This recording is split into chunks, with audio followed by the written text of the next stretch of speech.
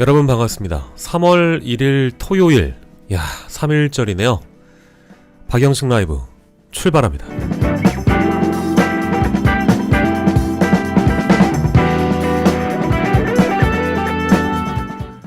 대한민국의 헌법재판소 재판관 Justice of the Constitutional Court of Korea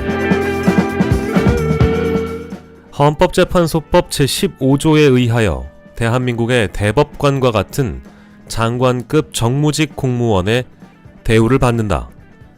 그렇습니다. 저스티스는 그 이름 자체로도 재판관을 뜻하지만 정의라고도 부르고 공정이라고도 부릅니다. 여러가지 다 의미를 붙여서 그럴듯하게 설명을 하자면 정의롭고 공정하게 헌법에 근간하여 재판하는 사람을 일컫는 것이죠. 그런 저스티스들이 모여 헌법을 수호하고 헌법에 따라 판결하는 곳이 바로 헌법재판소입니다.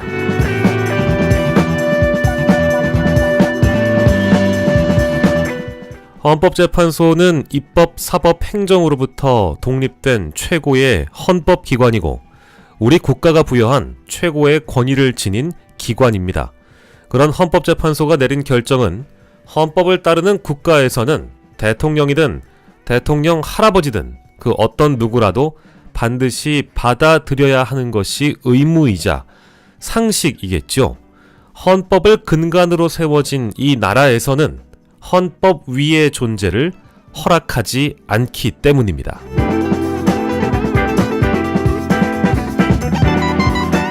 그런데 말이죠. 대통령 권한대행 최상목은 헌법 위에 있습니까? 혹시 윤석열이라는 괴이한 존재가 되고자 했던 독재자처럼 혹 김정은이라도 되고 싶습니까? 최상목은 초법적이며 국가 위의 인물이라도 되는 겁니까? 정치적 중립을 지키는 척 온갖 폼은 다 잡고 선택적인 권한 행사로 사실상 내란에 동조하며 국가를 내전 수준으로 방치해버리더니 이제는 그것도 모자라 헌법재판소의 재판관 9인 완전체의 탄핵 심판을 방해하고 헌법재판관의 결정에 따르지도 않는 자가 대체 왜 그 자리에 앉아 있어야만 하는 겁니까?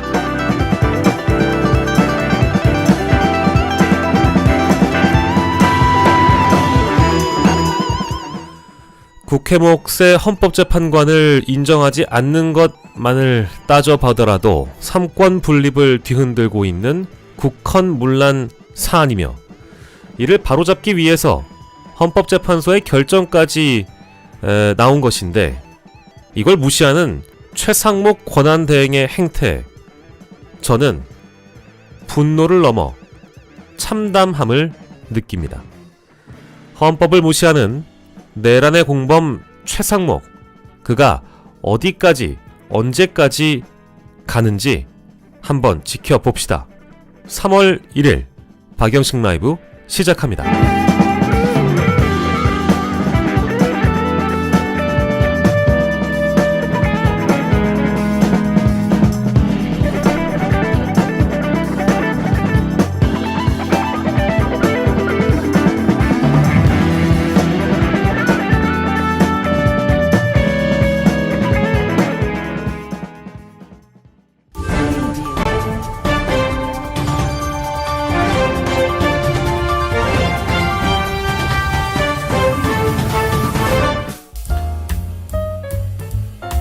네, 바로 기사가 이제 났던데요.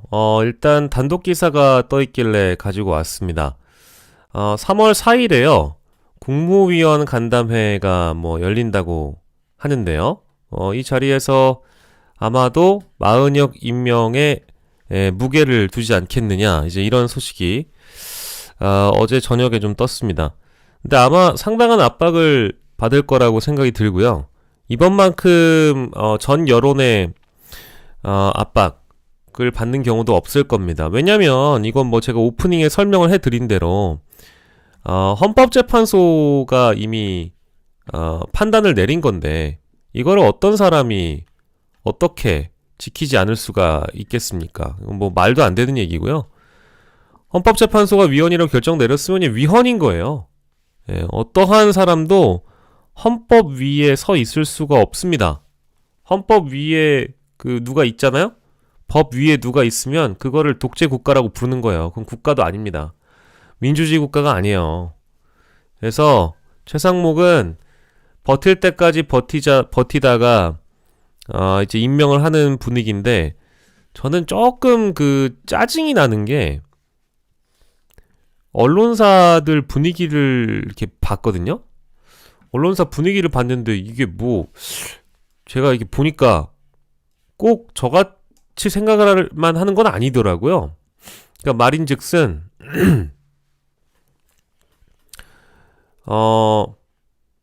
반드시 임명할 필요가 없다라는 식인데 임명을 할 때 하더라도 막 야당에서 최상목 탄핵을 언급해서는 안 된다라는 식으로 이제 이야기를 하거든요. 근데 저는 그게 더 이해가 안 돼요. 아니, 헌법을 지키지 않으면 당연히 탄핵을 시켜야지. 뭘 더 얘기를 합니까? 그렇지 않나요? 근데 몇 개 기사를 제가 보니까 제가 잘못 본 건 아닐 거예요. 기사를 보니까 진짜로 최상목 권한대행을 마치 압박하지 말라는 식의 보도들이 좀 많이 있어요. 그래서 전 그거 보고 더 이게 언론이 해야 될 일은 이게 아닌데 당연히 최상목에게 압박을 할 거는 최상목에게 마은혁을 임명하는 것이 정도다, 올바른 길이다라고 언급을 하는 것이 맞지. 뭐 어제 박찬대가 마은혁을 최상목을 안 만나줬다라고 해가지고 야당을 비판하거나 이제는 권한대행까지 또 탄핵한다는 야당 문제 있다 이런 식의 언론은 언론이 뭔가를 잘못 봐도 단단히 잘못 보고 있다고 생각을 합니다. 실제로 왜 이런 자를 이 자리에 내버려 둬야 되는지 전 사실 이해를 할 수가 없어요. 아니 이런 사람 탄핵하라고 탄핵이라는 제도가 있는 거지. 헌법을 안 지키면 탄핵해야지 뭐 별 수 있습니까? 방법이 있나요? 근데 본인도 어쨌든 굉장한 압박을 받았는지 3월 4일 국무위원 간담회가 있는데 마은혁을 임명할 것에 지금 무게를 두고 있다. 뭐 이제 이런 내용입니다. 후보자 임명과 관련해 국무위원들의 의견을 듣는다? 에? 들어서 뭐 할 겁니까? 이걸 왜 들어요? 아니, 왜 듣죠? 내가 하나만 여러분들한테 물어볼게요. 이거 왜 들어야 되는 거예요?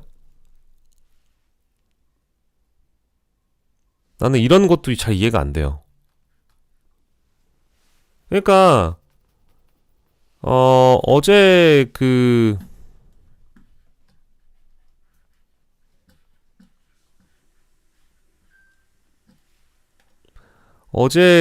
어디 누구냐?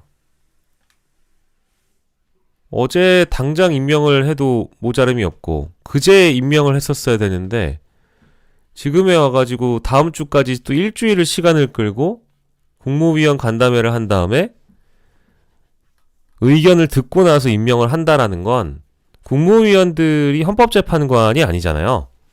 그죠? 헌법재판관들이 이미 결론을 내렸으면 그냥 거기에 따르면 되는 겁니다. 그리고 이 사람은 지금 상설특검 같은 거는 지금 거론도 안 되고 있어요. 상설특검도 국회를 이미 통과했기 때문에 임명하는 게 맞죠. 근데 안 하고 있죠. 그리고 다른 경찰 고위직 인사라든지 다른 것에 대한 임명권은 하면서 임명권을 쓰면서 이 헌법재판관과 관련돼서도 계속해서 지금 시간을 끌어와서 계속 질질 늘어진 겁니다. 왜 8명으로 굳이 윤석열 탄핵 심판이 진행됐어야 했는가? 그 원인은 이제 이 사람이에요. 이 사람이죠.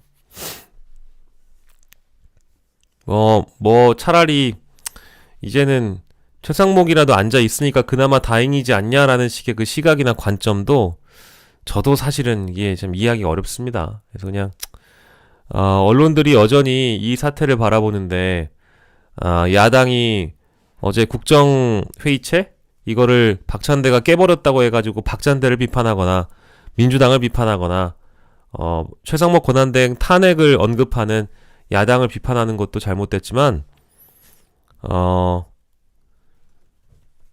지금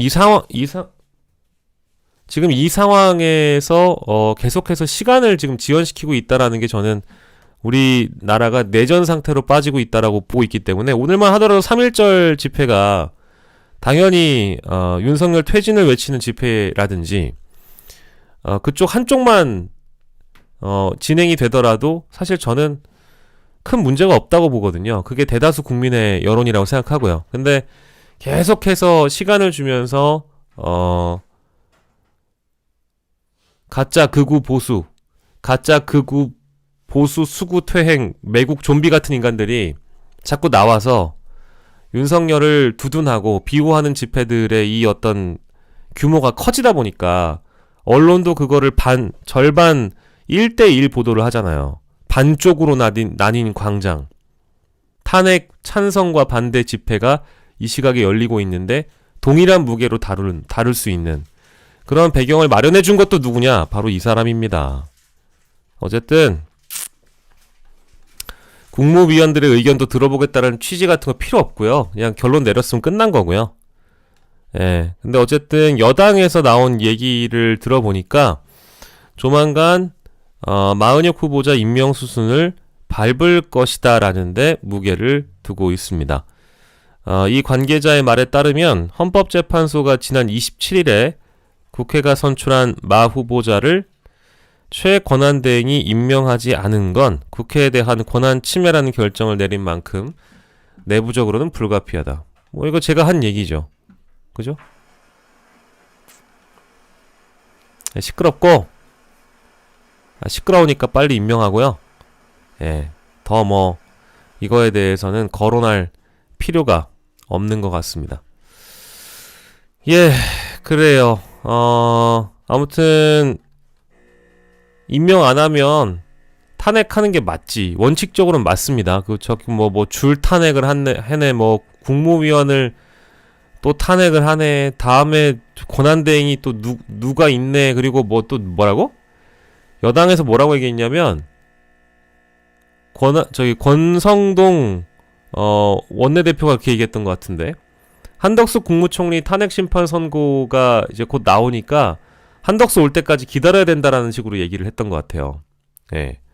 근데 필요 없고요. 이제 결론 내렸으면 그냥 그 시각 분초 딱 헌재에서 언제야? 그제 오전 10시에 결론 내렸으면 10시 5분 딱 그때부터 이미 헌법 위반을 하고 있는 거니까 이미 사실 헌법 위반이에요. 이것도 굳이 판단을 받지 않아도 위헌적인 행위를 한 거에 대해서 제대로 도장 박은 겁니다. 그랬으면 끝난 거지 뭘 더 이렇게 얘기를 합니까, 그지?